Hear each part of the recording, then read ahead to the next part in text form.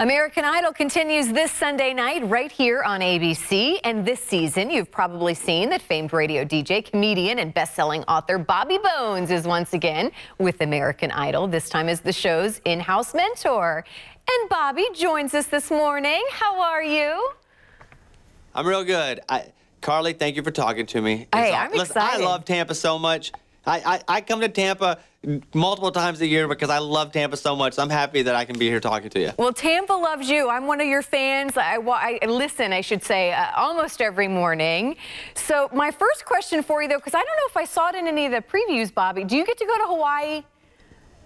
Yes, I do. Oh, I went to Hawaii. So it was really cool because it was really warm and it was right in the middle of winter. I tell you, in Hawaii, you know, there are 40 contestants left, and for me, it was a big step with a lot of these contestants because they didn't just bring me in to go, hey, you should arrange this song differently. Like, I do that, and, you know, you saw last week, if you watched, I told a girl to change her song completely. I did see that. And I do the technical stuff, and all that, to me, they brought me in because of that. However, for me, I think I get the most fulfillment with working with a lot of these contestants because they haven't been, because I hadn't been to places like Hawaii or Los Angeles or New York. I mean, I'm from a town of 700 people in Arkansas, and so when I was taken to these places, I was a bit overwhelmed, and they're a bit overwhelmed, but I can go, hey, I've been where you are. So before we talk about the music part of it, let's actually talk about the life part of it. And for me, I get the most fulfillment out of that, and you'll see that a lot in Hawaii because it's one of the first times where some of the contestants start to go, oh, I don't know if I can do this. This is too big for me. And I explained to them, it's not. If it's not too big for me,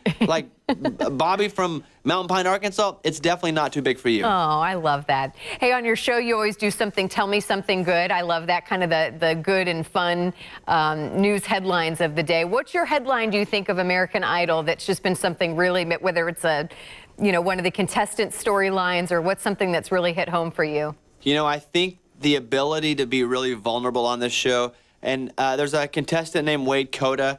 You know, when you ask about this, he was physically abused a lot as a kid. And not only does he share his story, he also shares at just how scared he is to not only share a story, but to go up and perform while really having never performed on a big stage before. And he's so good, and he doesn't even know he's that good, which is crazy. And, you know, I think you'll see in the show, he goes, hey, I don't know how to do this. I haven't been vocally trained. I don't know the rules.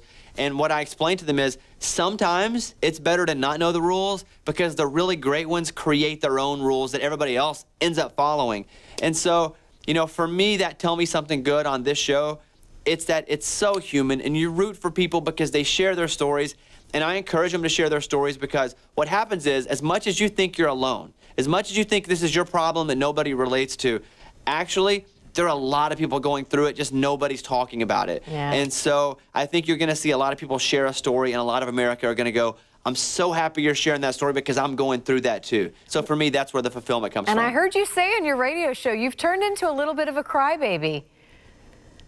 Oh, yeah. I don't know what's happening. Listen, Carly, I don't know what's happening to me. I watched Creed 2, and I cried 3 times. That's a boxing movie. So, yeah, I've been crying. I don't know why I've been crying. I'm 6 months pregnant, so I've been crying a lot this season, but at least I have an excuse. Well, I don't know about you, Bobby. I don't think I'm pregnant, but like Luke Bryan gave away his boots to a kid last week.